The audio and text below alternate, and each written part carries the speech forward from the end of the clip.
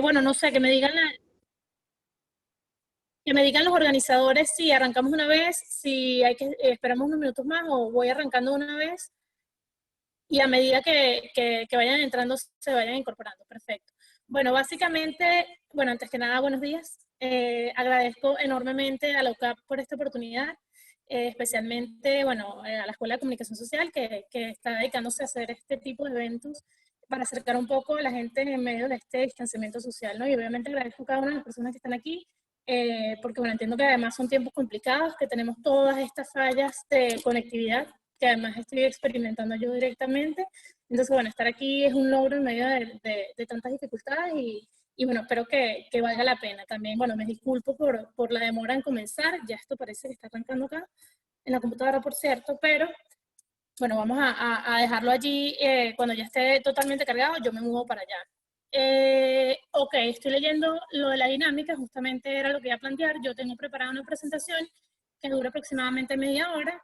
Después de esto, chévere si nos podemos dedicar unos minutos más, una media hora más, una hora, lo que sea necesario, para comentar un poquito las dudas que puedan tener sobre este tema, ¿no? El webinar está titulado ¿Cómo seguir ejerciendo periodismo desde casa?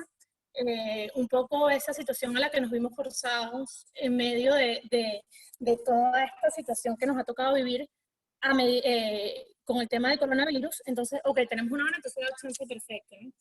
Entonces, bueno, nada, es un poco esta situación nos obligó, perdónenme, pero ya estoy entrando aquí en la computadora y quisiera ponerles la presentación para que la vayan viendo de una sola vez, de una vez. Ok, ya estoy entrando acá. Listo, ya estoy entrando acá y van a poder ver la presentación. Bueno, básicamente, antes de dar respuesta a esta pregunta que nos atañe el día de hoy, quería hacer llegar un poco de repaso de cómo llegamos a esta situación, ¿no?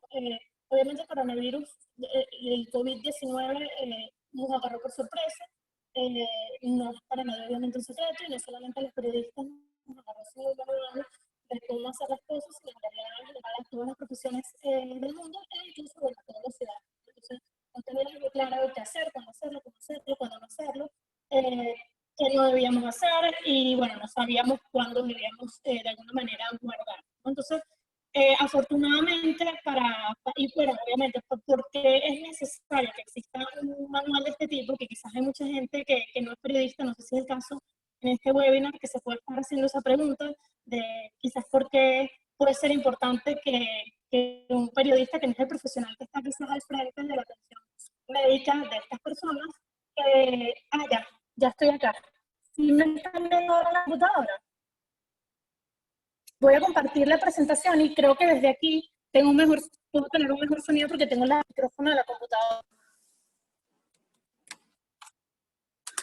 Lo que estoy haciendo entonces es apagando, silenciando este micrófono para poder entrar con el de la computadora. Y estoy cargando ya de una vez la presentación. A ver.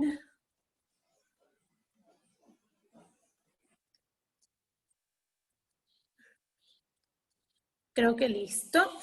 Estoy cargando de una vez, voy a cargar la presentación aquí, que supongo que esto lo voy a hacer rápidamente por acá. ¿Sí me están escuchando? ¿Me siguen escuchando o no me escuchan bien? Ok, perfecto. Entonces, lo que ahora no consigo es la manera de activar, al cargar la presentación.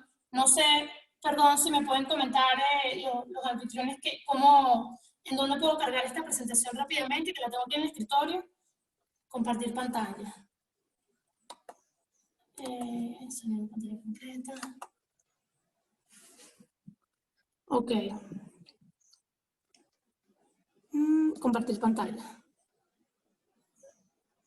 Editar la pantalla completa. Ok.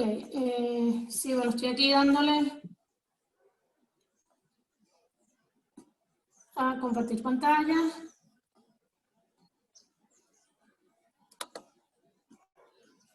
¿Ven mi pantalla?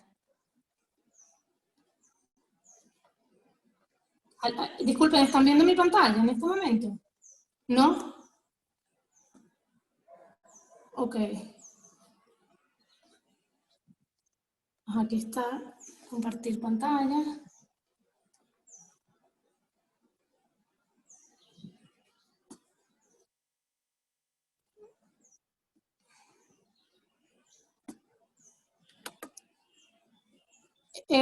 Ya va, no sé por qué no me está saliendo la pantalla.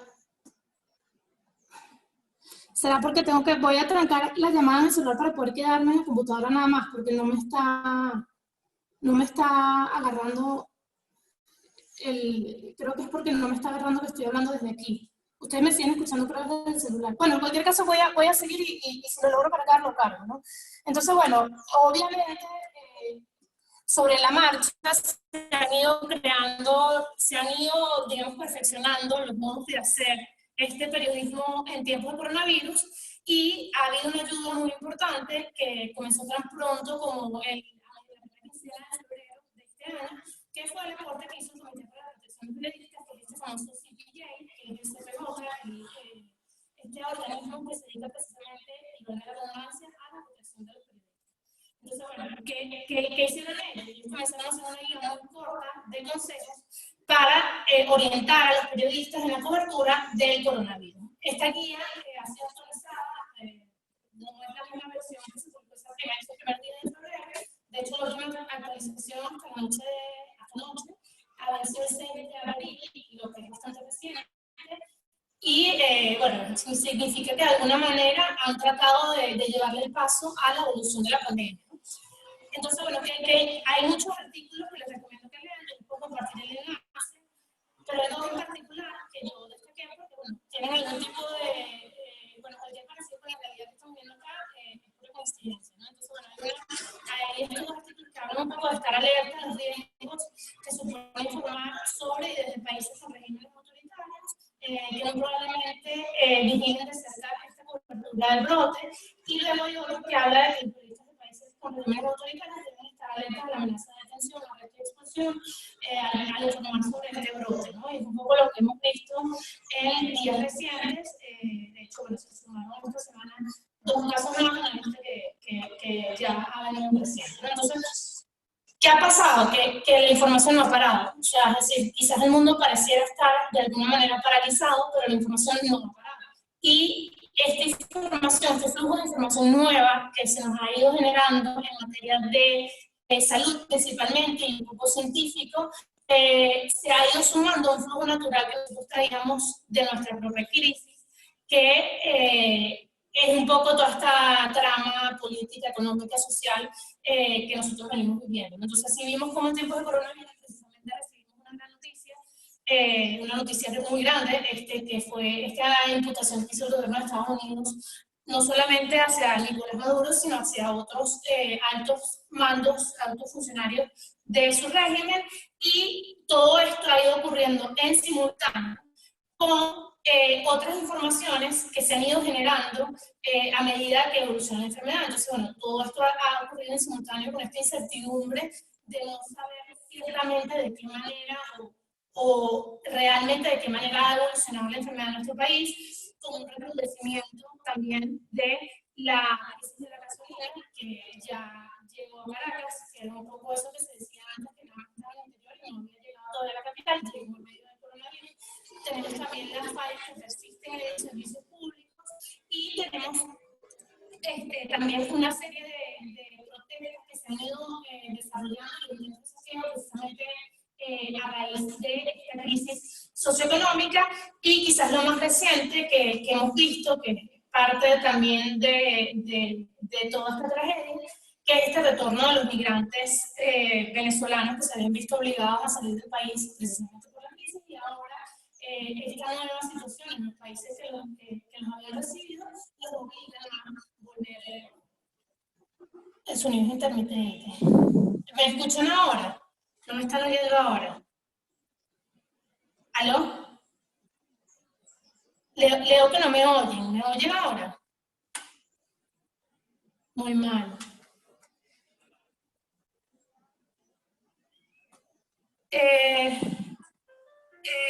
Ya va.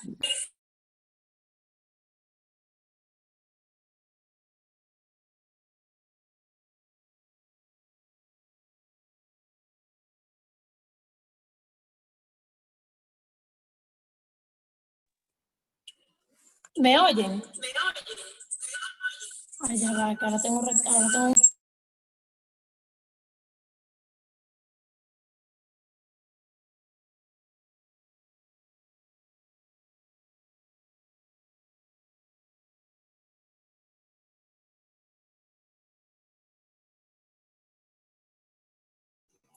Sí, de hecho por eso apagué la cámara, precisamente para poder hablarles.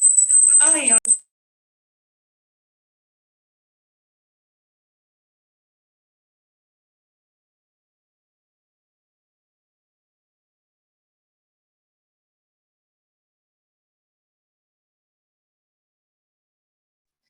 aló, ya logré quitar el eco. ¿Me escuchan ahora bien?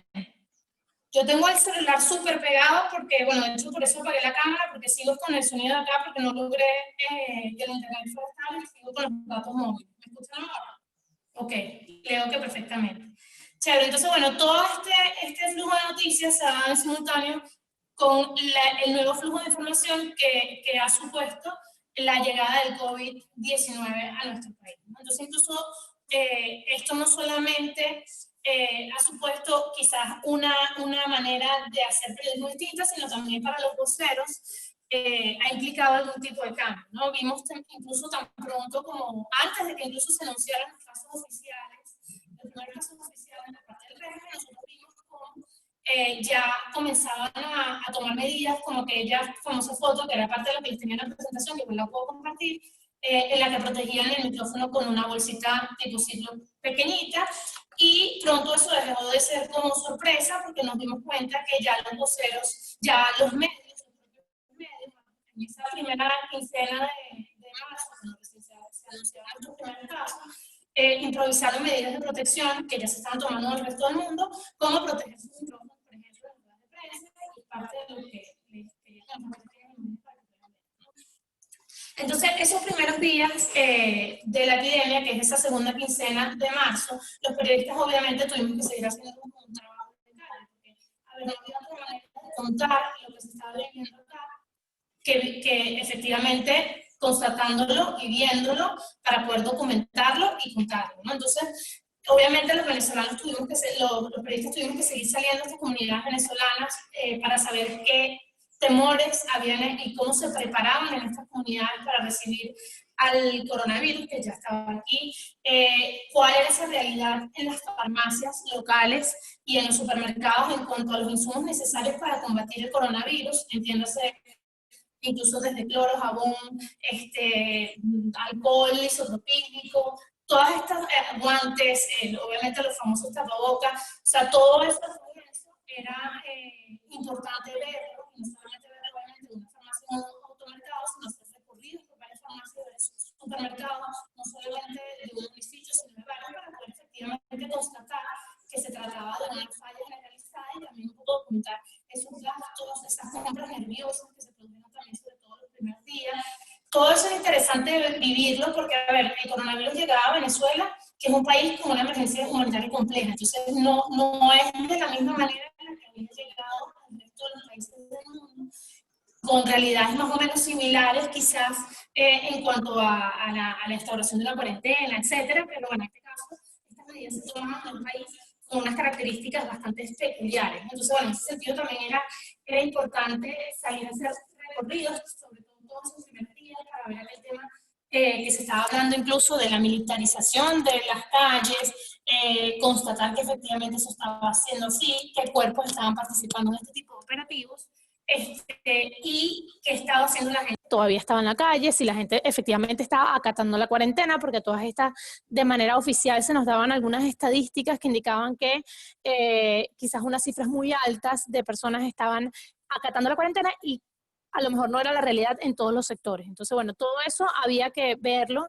y vivirlo. Y bueno, obviamente hasta que llegó el punto en que la escasez de gasolina se hizo evidente, que fue la nueva realidad, esa no era una realidad que un periodista pudiera cubrir a distancia, obviamente. Eso implicó que obviamente los periodistas salieran a hacer recorridos por estaciones de servicios de las ciudades en las que viven, que hablaran con bomberos, que hablaran con estos funcionarios de los cuerpos de seguridad del Estado que estaban resguardando las estaciones de servicio, o que lo intentaran al menos, que hablaran con estas personas que estaban haciendo estas colas ya de horas, de muchísimas horas, 7, 8 horas al comienzo, que es algo a lo que nosotros no estábamos acostumbrados acá, en Caracas al menos. Entonces, bueno, un poco eso había que vivirlo, ¿no?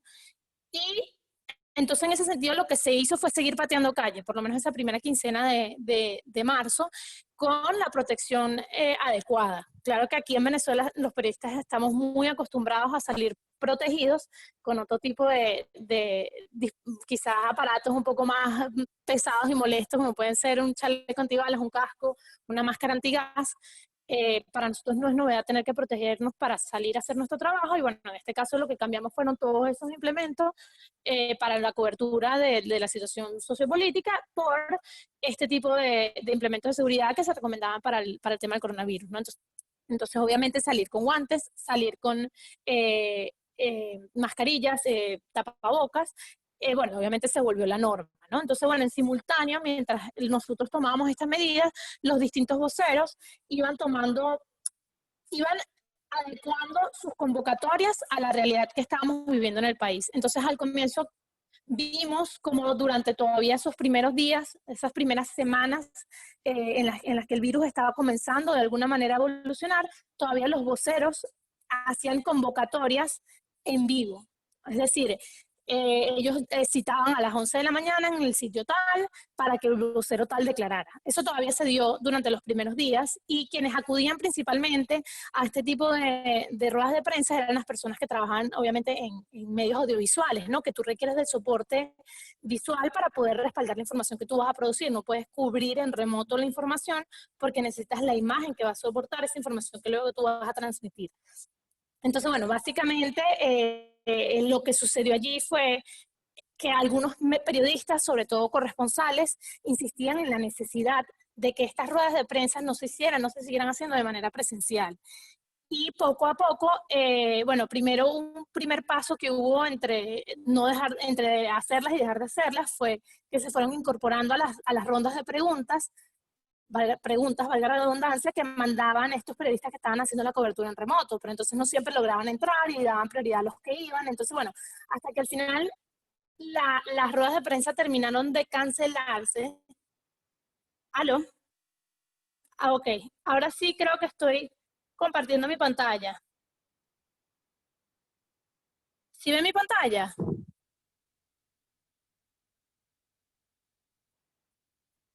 Creo que ahora sí estoy compartiendo la pantalla.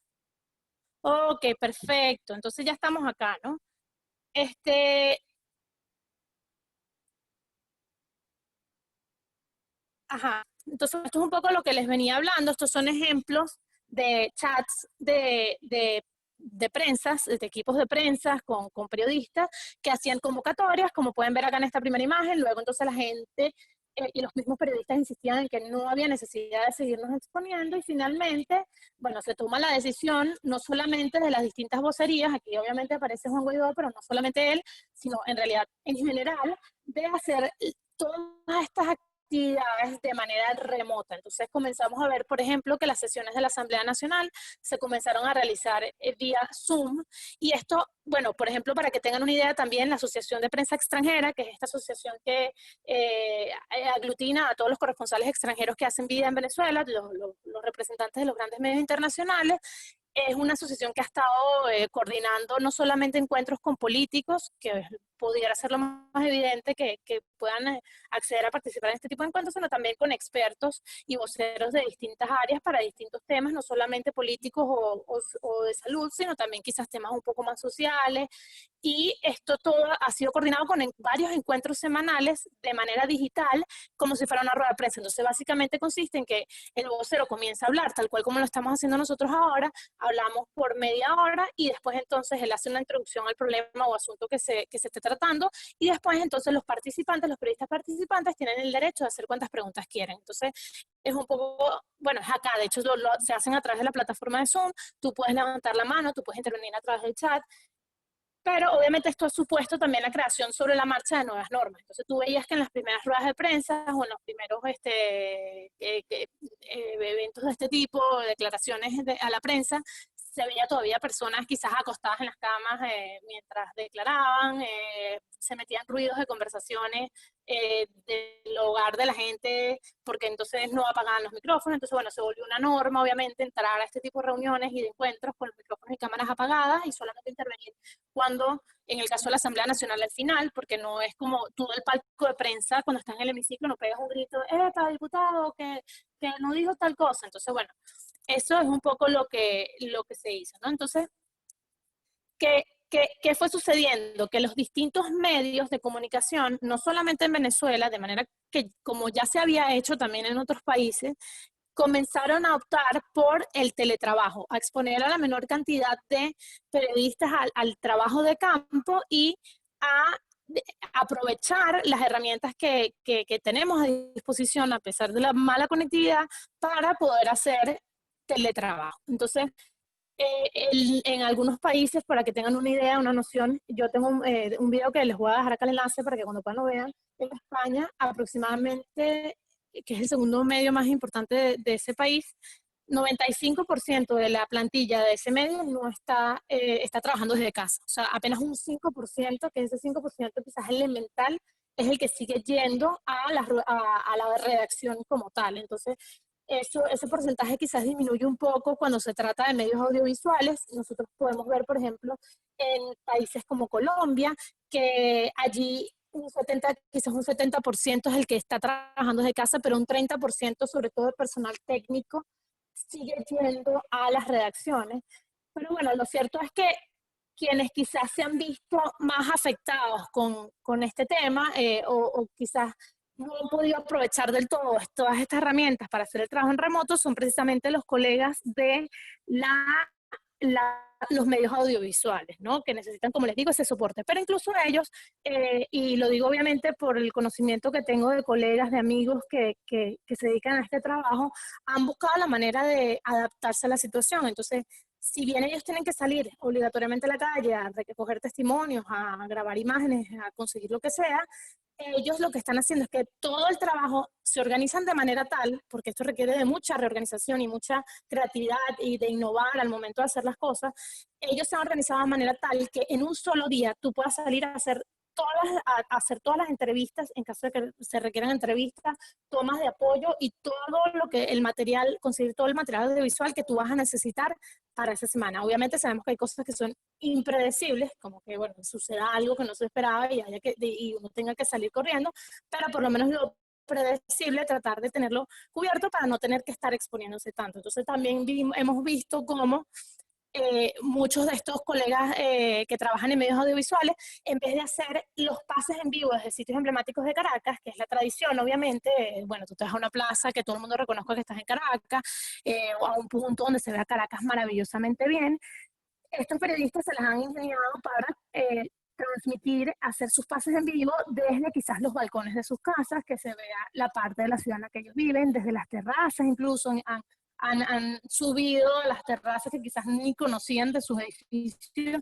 y se han conseguido con imágenes y con vistas que son interesantes también para sus pases y han simplificado muchísimo el trabajo. O sea, periodistas que incluso, ya aquí había muchos periodistas que trabajaban por cuenta propia con un celular perfectamente, pero quizás los de las grandes cadenas que sí seguían trabajando con camarógrafo, con un equipo de luces, con un productor, etcétera, han simplificado, se han convertido al mismo tiempo en todos esos, han interpretado todos esos roles y han simplificado todo en un solo celular y quizás un trípode y ayudándose inclusive con las luces de celulares, porque lo sé porque tengo colegas que lo están haciendo así, ¿no? Entonces, también hemos visto cómo estos medios se han flexibilizado un poco en el sentido de qué tipo de imágenes comparten. Entonces ahorita vemos que se están priorizando estas entrevistas a través de Skype, en las que evidentemente están las personas dentro de sus viviendas y que incluso una medida que normalmente ellos no flexibilizaban tanto, que era que el periodista hiciera pases dentro de su casa,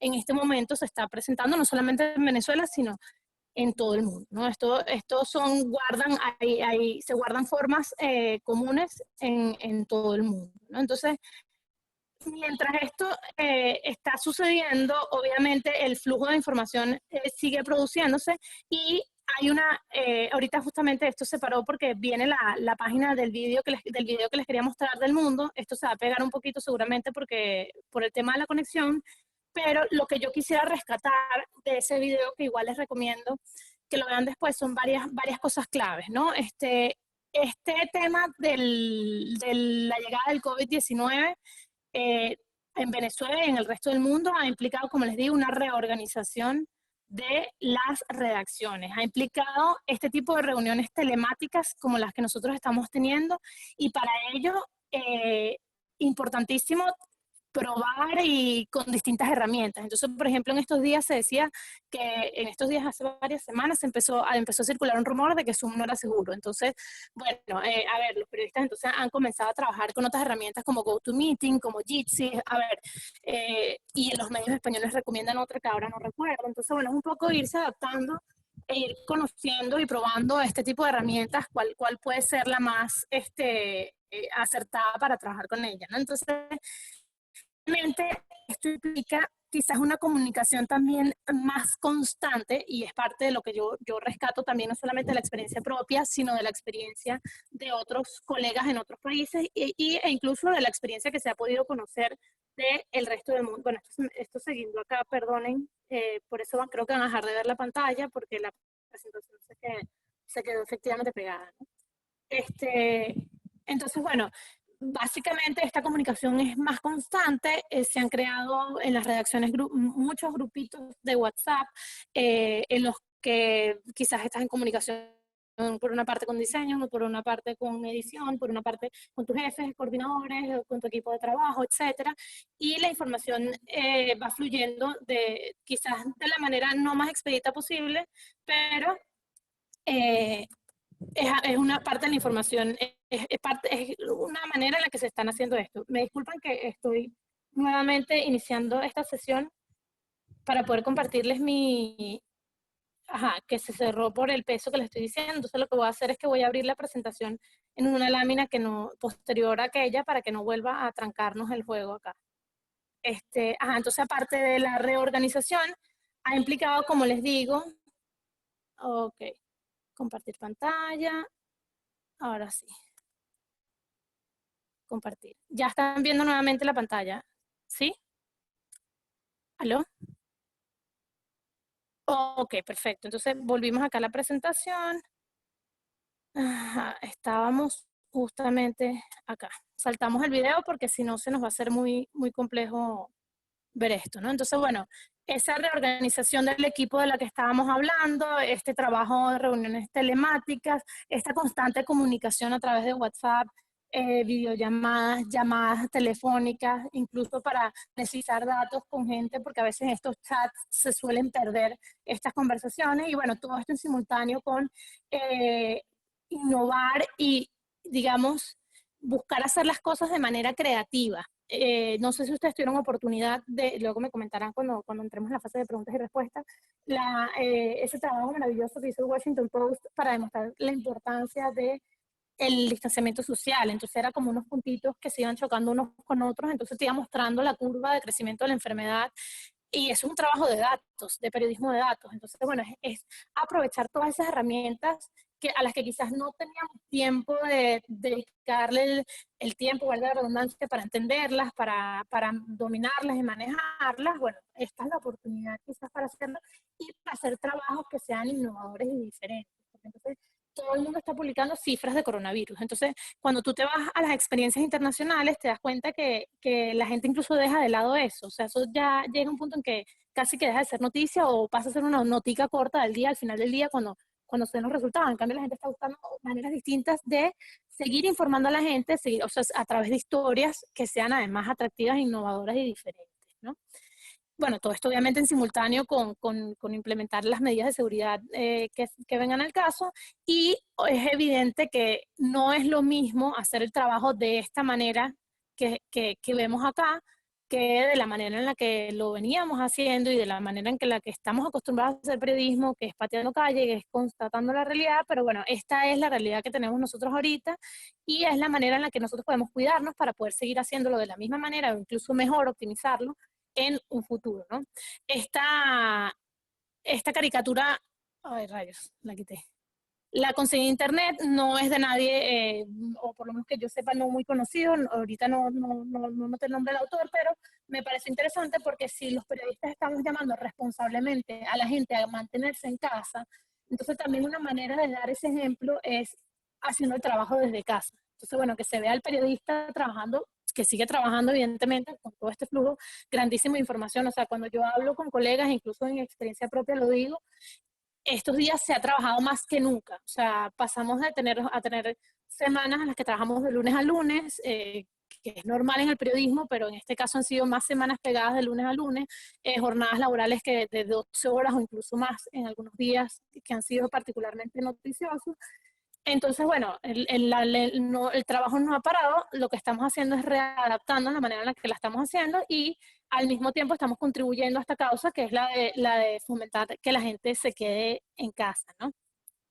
Pero ojo, esto no significa que aquí termina esta historia, ¿no? Esto supone además un reto grandísimo que presenta obstáculos que tenemos que superar a la hora de informar correctamente, informar bien a nuestros ciudadanos. Sabemos que son tiempos, precisamente estos tiempos, en los que fluye mucha información, sobre todo en redes sociales, en países como estos, en los que hay una hegemonía comunicacional, en los que no son pocos los medios, es poca la prensa libre, es poca la prensa a la que se puede acceder sin VPN, sin constantes ataques, bloqueos, etcétera. Esa realidad ya la conocemos, pero en medio de en una situación como esta, las redes sociales se convierten en caldo de cultivo para que se publique cualquier cosa, se divulgue y la gente empiece a creer que cualquier información puede ser cierta. Entonces, ahora más que nunca es importante que los periodistas hagamos ese trabajo de verificación, que es un poco en lo que, bueno,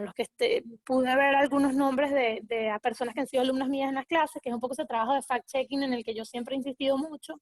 Eh, Está bien, ahorita vamos a aprovechar toda esta información de código abierto, que es todo este contenido generado por el usuario, que tenemos a nuestra mano, sobre todo ahora que no podemos salir a la calle, pero es importante que entonces redoblemos nuestras medidas de verificación. Entonces, por lo menos ahorita hay una máxima que en estándares internacionales, que no publiques una información si no ha sido verificada por al menos 4 o 5 especialistas. Puede parecer muchísimo, pero es que lo que está en juego es muy grande. A ver, crear pánico o publicar una información que no sea acertada es algo muy grave en este momento crucial que nosotros estamos viviendo. Entonces, redoblar este tema de la verificación, hay portales que se están dedicando exclusivamente a esto, como bueno, ya nosotros conocemos aquí los ejemplos de Venezuela, está el portal Espaja, por ejemplo, está el portal de fact-checking de Efecto Cocuyo, que lo está haciendo muy bien, por cierto, y como ellos, varios medios tienen su propio portal, su propio site de verificación, pero es un trabajo que debemos hacer los periodistas con nosotros, con nuestras propias notas que estamos generando día a día, ¿no? Y bueno, obviamente, sí, hay que estar encerrados en casa, pero eso no significa que quizás en las distintas zonas en las que uno pueda vivir, quizás en algunas pueden suceder más o menos cosas dependiendo de donde uno viva, pero oye, asomarse por la ventana y ver el movimiento no está de más. O sea, ver si efectivamente la gente está acatando la cuarentena en la zona donde uno vive, si la gente está paseando los perros, si están haciendo ejercicio al aire libre, si están saliendo con tapabocas, sin tapaboca, etcétera. Un poco ver esas dinámicas, o sea, asomarse por la ventana no está de más. Y si en algún momento resulta necesario salir, como es todos esos casos que le estuve comentando al comienzo de la presentación, quizás hacer un recorrido desde el carro para ver esta realidad en la calle puede ser una opción también más o menos de mantenerse seguro dentro de un espacio controlado, que uno pueda haber desinfectado antes y en el que uno pueda tener todas sus medidas de seguridad. Y bueno, si no queda más de otra que bajarse del carro para buscar alguna información, pues nada, hacerlo de la manera más segura posible. Entonces, bueno, esto es un poco la presentación que yo les tenía preparada. No pudieron ver casi nada, la presentación estaba chévere porque había conseguido unas caricaturas bien chéveres, pero bueno, se las voy a, no sé cómo compartirlas. Y bueno, quedo atenta a los comentarios que me puedan hacer. Sobre todo me gustaría que, claro, no estamos cortos de tiempo, pero bueno, me gustaría que más adelante si puedes mostrar aquel video del que les estaba hablando. Entonces, bueno, nada, les doy el pase a, si me están escuchando, a ustedes, a los que tengan preguntas o dudas.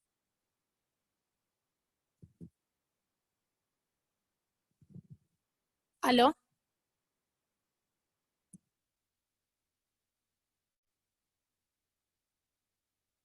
¿Me escuchan? Ay, esto se cayó.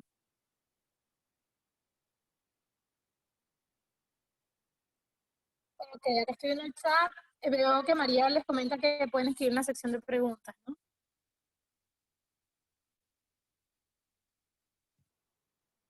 Ajá, acá leo a Luis, que dice, hola Luis, primero.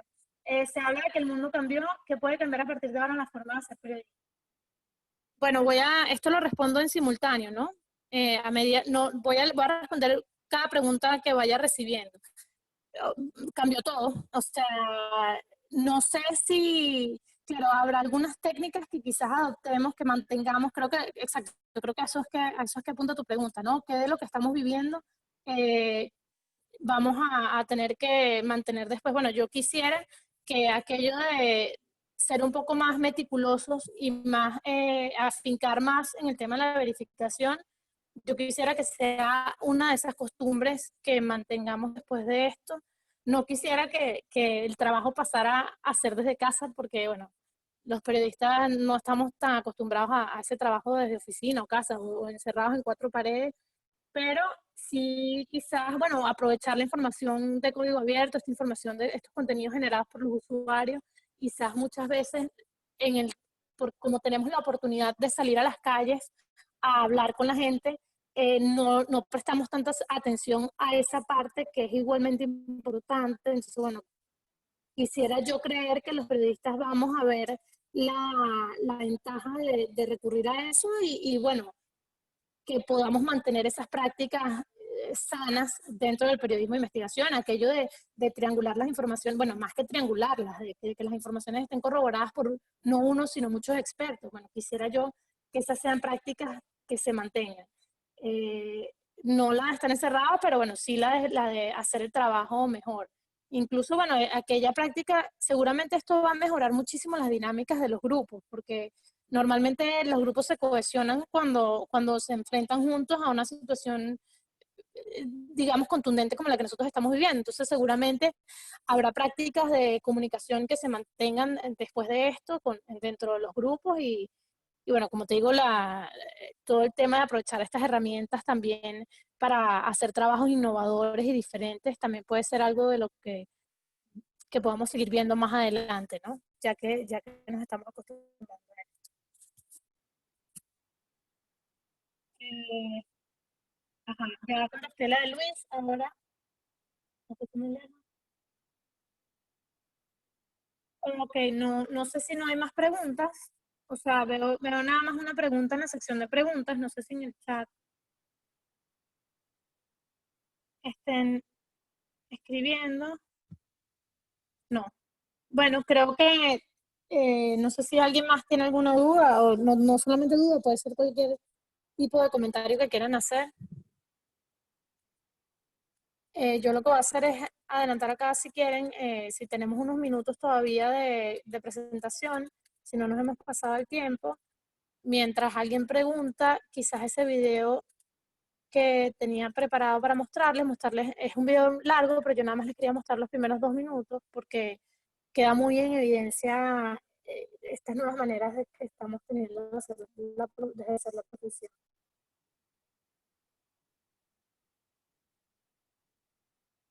Ok, tengo 10 minuticos más, me están informando por acá.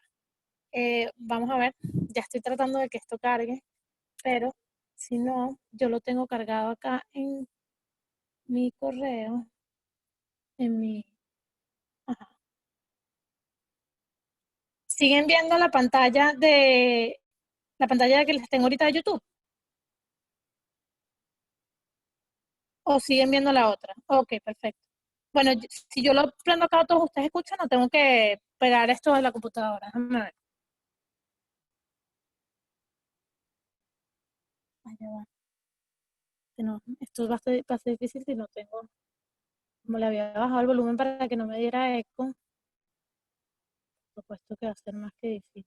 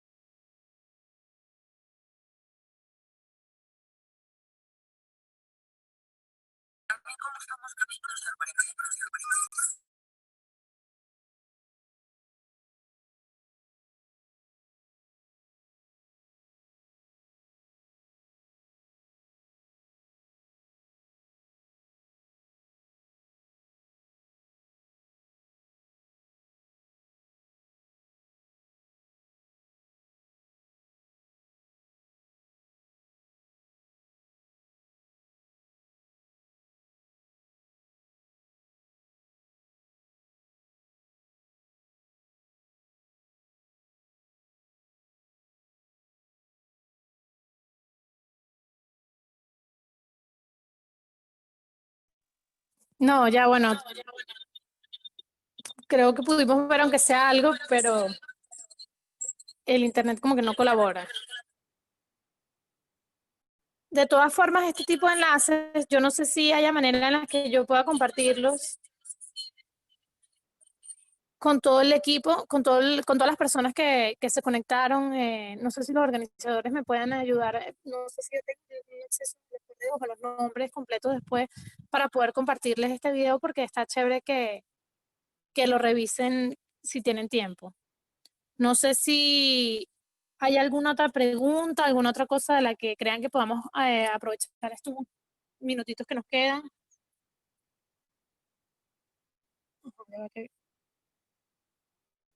Chévere. Bueno, está esa opción que están proponiendo, que me escriban a mi correo. Yo voy a dejar por escrito el correo acá. Mi correo es ina.itriago, mi correo personal, que es el que reviso con frecuencia, ina.itriago@gmail.com. Me pueden escribir por esa vía los que estén interesados en recibir esta información y también los que estén interesados. No sé si queda alguna duda por fuera, alguna pregunta que les surja más adelante, también puede ser la oportunidad de que lo conversemos por esa vía. Entonces, bueno, no sé si ya no hay más dudas, no sé si alguien más quiera decir algo o si ya damos por finalizado este encuentro.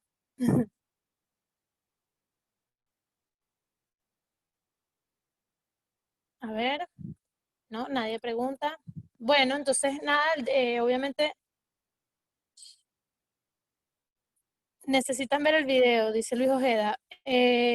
Sí, Luis, lo que pasa es que estoy trabajando sobre todo ayudándome con los datos móviles del celular porque no tengo acceso a internet y la señal está fatal. Entonces, si quieres, allí en el correo, vía correo, perfecto. Escríbeme por allí y yo con muchísimo gusto te comparto la presentación y tienes el correo, el video y tienes el enlace también directo en caso de que no te funcione directamente en la presentación. Entonces, bueno, nuevamente agradecida con la universidad por esta oportunidad que me brindó de contarles la manera en la que estamos haciendo esto y bueno, con los participantes también que se interesaron en este tema, que además nos atañe a todos, que bueno, no sabemos cuánto tiempo va a terminar durando esto y pues nada, hay que si no aplicar esto en cualquier otro tipo, a ver, este tipo de recomendaciones, que quizás fue una cosa que se me olvidó decirles al momento de hablar de los manuales de CPJ, son más o menos las mismas conversaciones, con las mismas recomendaciones que se hacen para coberturas en tiempos de crisis, procesos electorales, cobertura de disturbios civiles, por ejemplo. Hay muchas de esas recomendaciones que se mantienen. Este es otro artículo que les recomiendo que lean. No sé si siguen viendo mi pantalla, que es este manual que les está comentando de CPJ. Ahí pueden ahondar muchísimo en las prácticas, no solamente seguridad personal, porque ojo, esto no es solamente mantenerte con vida, que es la premisa máxima del periodismo, sobre todo también del periodismo de investigación, que cuando tú ves que algo expones tu vida, tu deber además ético es protegerte, porque bueno, y esto es una cita además de Proética, que no sé si conocen esta organización peruana, más vale periodista vivo que investigación publicada. Y bueno, esto aplica también en este caso. Nuestra premisa es evitar exponernos innecesariamente y, bueno, tratar de minimizar obviamente esos riesgos de ser contagiados. Entonces, esto no solamente va a implicar esas medidas de protección para evitar eso, sino también hay consejos para lo que es la protección psicológica, que es muy importante en estos momentos que nosotros estamos viviendo. Si ustedes ven la primera medida que recomiendan todos estos psicólogos y expertos en redes sociales y en todos lados, ahorita es evitar, evitar estar al día casi que con todas las informaciones, porque bueno, obviamente es muy agobiante y un periodista no se puede dar el lujo de no estar al día. Entonces, ¿cómo lidiar con eso? ¿Cómo manejar el flujo de información? Las informaciones tristes, porque a ver, no son simplemente números de muertes, son muertos con nombre y apellido, con familias, con historias, entonces es una cosa como muy dura y entonces en ese sentido también tiene que haber una protección psicológica y eso es parte de lo que está acá.